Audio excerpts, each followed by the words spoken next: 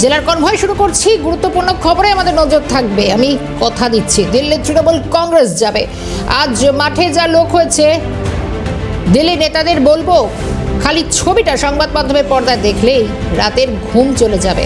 মাঠের 1/3 লোক যদি দিল্লি যায়, বিজেপি নেতারা বানের জলে ডুবে যাবে, দেখতে পাওয়া যাবে না।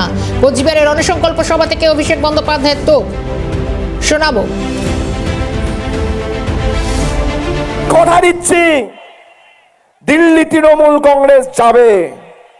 আর আজকে মাঠে যা লোক হয়েছে, দিল্লির নেতাদের বলবো, খালি ছবিটা সংবাদ মাধ্যমের পর্দায় আর ফেসবুকে একবার দেখবেন, রাতের ঘুম চলে যাবে।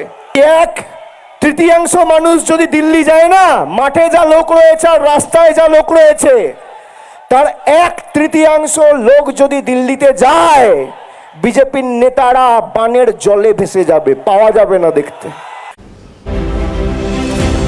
আমি কথা দিচ্ছি, দিল্লি যাবে তৃণমূল কংগ্রেস। আজ মাঠে যা লোক হয়েছে, দিল্লি নেতাদের বলবো, শুধু সংবাদ মাধ্যমের পর্দায় রাতের ঘুম চলে যাবে ছবি দেখলে। একেবারে অভিষেকের হুঁশিয়ারি। এই মুহূর্তে আমার সঙ্গে টেলিফোন লাইনে রয়েছেন বিজেপি নেতা, আমার সঙ্গে রয়েছেন অনির্বাণ গঙ্গোপাধ্যায়। অনির্বাণ বাবু, যে বিষয় একেবারে অভিষেক বন্দ্যোপাধ্যায়ের আগেও তিনি দিল্লি গিয়েছিলেন বিভিন্ন দাবি দাবা বকেয়া আদায়, আবারও তিনি বলছেন তৃণমূল কংগ্রেস দিল্লি যাবে। এই ছবিটা দেখলে বিজেপি নেতাদের রাতের ঘুম উড়ে যাবে। কিভাবে দেখছেন? না, হাসি পায়, ছেলে মানুষই আর কি।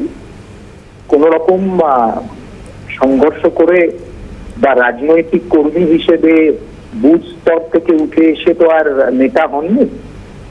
প্যারাশুটেড হয়ে নেতা হয়েছে, তাকে চাপিয়ে দেওয়া হয়েছে। চাপিয়ে দিয়ে সব রকম সুযোগ সুবিধে তার হাতে দিয়ে দেওয়া হয়েছে। সিস্টেমকে নিয়ন্ত্রিত করে, সিস্টেমের দ্বারা সিস্টেমকে কন্ট্রোল করে, সিস্টেমের সাপোর্টে নেতা কিভাবে হওয়া যায়, সেটা অভিষেক বন্দ্যোপাধ্যায়কে দেখলেই বোঝা যায়। এবং সেই জন্য এইসব কথা খুব ছেলে মানুষই কথা। এবং এইসব কথা তারই মুখে আসে যে একটি আঞ্চলিক দলের সর্বভারতীয় সাধারণ সম্পাদক।